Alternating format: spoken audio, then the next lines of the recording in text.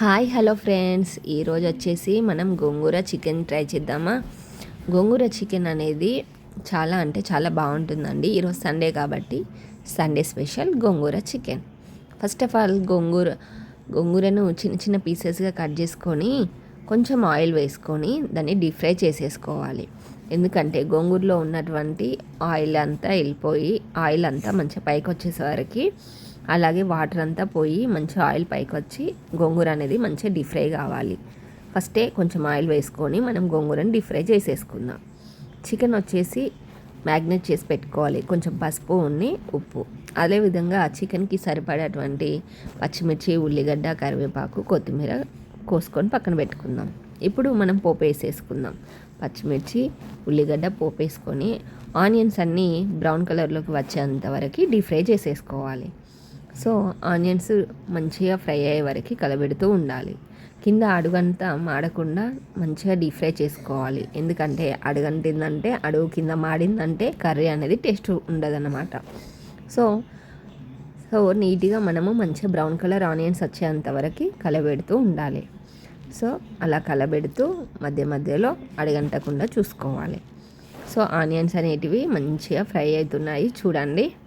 So అప్పుడే మనం ఏం చేయాలంటే ఇందులోకి దానికి సరిపడా అల్లం వేసేసుకోవాలి. సో నేనేం చేశానంటే 2 స్పూన్స్ అల్లం వేసేసా.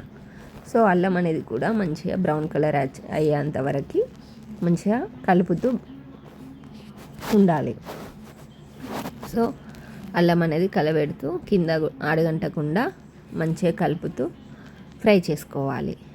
సో అల్లం అనేది మంచిగా అందులో కలిసేంత వరకు కలపాలి. సో ఈ గోంగూర చికెన్ అనేది పిల్లలు చాలా ఇష్టంగా తింటారండి. మీరు కూడా ట్రై చేయండి, ఓకేనా. సో అల్లం అనేది మంచిగా బ్రౌన్ కలర్ అయిపోయిందండి. ఇప్పుడు ఇందులోకి సరిపడా పసుపు వేసేసుకోవాలి. సో పసుపును వేసుకొని పసుపును కూడా కలబెట్టేసుకోవాలి. సో ఇలా కలబెట్టుకున్న తర్వాత సో ఇప్పుడైనా వేసుకోవచ్చండి. మనం ఇందులో ఒక 2 టమాటాలు వేసేసుకుంటే ఏమవుతుందంటే గోంగూరకు సరిపడా పులుపు లేనప్పుడు ఇది పులుపు ఇస్తుంది అన్నమాట. సో చికెన్ అయినా వేసుకోవచ్చు. నేను ఫస్ట్ చికెన్ వేసేసుకున్నాను. కొంతమంది టమాటాలు ఫస్టే ఫ్రై చేసుకుంటా అనుకున్న వాళ్ళు ఫస్టే ఫ్రై చేసేసుకొని తర్వాత చికెన్ వేసుకోండి. నేను మాత్రం ఫస్టే చికెన్ వేసేసుకున్నాను. చికెన్ని మంచిగా పోపులో కలిసేంత వరకు మంచిగా నీట్గా కలబెట్టండి. సో చికెన్ అనేది మంచిగా నీట్గా కలబెట్టాక సో దాన్ని మంచిగా ఉడికే విధంగా దానికి పైన మూత పెట్టేసేయండి. ఎందుకంటే చికెన్ లోపల ఉన్నటువంటి వాటర్ అనేది బయటకు వచ్చేంత వరకు ఉడకాలి కాబట్టి. సో మధ్యలో మళ్ళీ ఒకసారి తీసి ఒకసారి కలబెట్టండి. ఓకే అనిపిస్తే ఇంకా వాటర్ రాలేదు కాబట్టి మళ్ళీ ఒకసారి మూత పెట్టేసుకుందాం. ఎందుకంటే చికెన్ లోపల వాటర్ వస్తూ ఉంటేనే అప్పుడు మనకు చికెన్ మంచిగా ఉడుకుతుంది అన్నట్టు. సో ఏం రాలేదు కాబట్టి మళ్ళీ మూత పెట్టేసుకుందాం.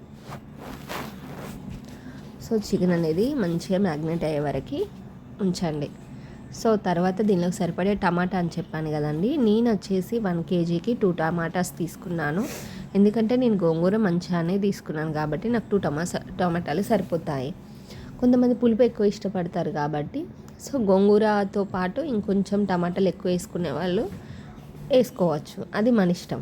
సో నేను ఇప్పుడు ఏంటంటే చికెన్ వేసాక టమాటా వేస్తున్నాను. ఒకవేళ టమాటా ముందు వేసుకోవాలనుకుంటే పోపు తర్వాత టమాటా వేసుకొని తర్వాత చికెన్ వేసుకోవచ్చు, అది మన ఇష్టం. సో నేను 2 టమాటాలు వేసాను. సో మళ్ళీ టమాటాలు చికెన్ మంచిగా ఉడికే అంతవరకు మూత పెట్టేసుకొని సో చూడండి చికెన్లో వాటర్ ఎలా వస్తున్నాయో. చెప్పాను కదా చికెన్లో వాటర్ వచ్చేంత వరకు ఉడకబెట్టాలని. సో వాటర్ వచ్చేసాయి. ఇప్పుడు మనం వేసేసుకుందాం కారం వేసుకుందాం. నేను వచ్చేసి నా 1 kgకి 5 స్పూన్స్ వేసాను. ఎందుకంటే గోంగూరలో కూడా పులుపు ఉంటుంది కాబట్టి సో మనం కారం వేస్తే అది కరెక్ట్గా సెట్ అవ్వాలి కాబట్టి నేను 5 స్పూన్స్ వేసుకున్నాను. మీ కారంకి తగ్గట్టుగా మీరు వేసేసుకోండి. సో మంచిగా కలబెట్టేసుకోవాలి. కారం అంతా చికెన్కి వచ్చే విధంగా, చికెన్ అంతా పట్టే విధంగా మంచిగా కలబెట్టేయాలి. సో మధ్యలో కొంచెం కొత్తిమీర వేసేసుకున్నాను. ఎందుకంటే లాస్ట్లో వేసేదానికంటే మధ్యలో వేస్తే ఆ ఫ్లేవర్ అనేది చికెన్కి మంచిగా పడుతుంది. సో కారం వేసాక ఉడికేటప్పుడు ధనియాల పొడి వేసేసుకోండి. నేను 2 స్పూన్స్ వేసుకున్నాను. సో మంచిగా ధనియాల పొడి వేసుకున్న తర్వాత మళ్ళీ ఒకసారి కలబెట్టేసేయండి. సో మంచిగా నీట్గా కలబెట్టాక మళ్ళీ ఒకసారి మూత పెట్టేసుకోండి. అదంతా చికెన్కి మంచిగా పట్టాలి కాబట్టి ఒకసారి మూత పెట్టేసుకుంటే మంచిగా చికెన్కి కారము మసాలాలన్నీ పడతాయి. సో మళ్ళీ ఒకసారి మూత తీసేసి చూసండి ఆయిల్ అనేది బయటకు వస్తుంది.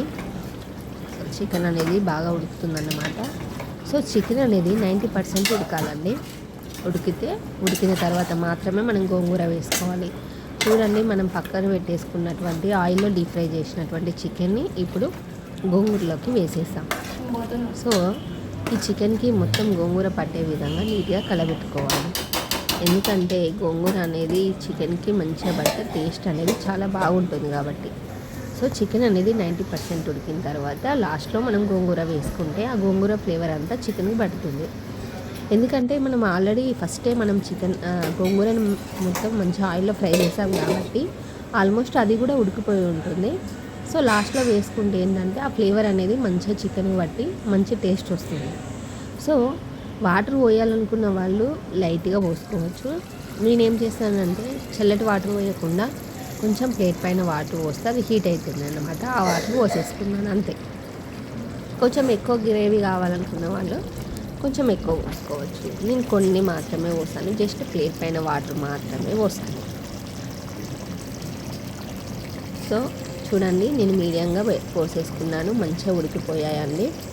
అంతే, గోంగూర చికెన్ ఎమ్మీ గోంగూర చికెన్ రెడీ అండి. సో మీరు కూడా ట్రై చేయండి. చాలా అంటే చాలా బాగా వస్తుంది. ఒకసారి ట్రై చేసి మీ కామెంట్స్ బాక్స్లో కామెంట్ చేయండి ఎలా వచ్చిందో. So Emmy gongura chicken ready. So please do subscribe.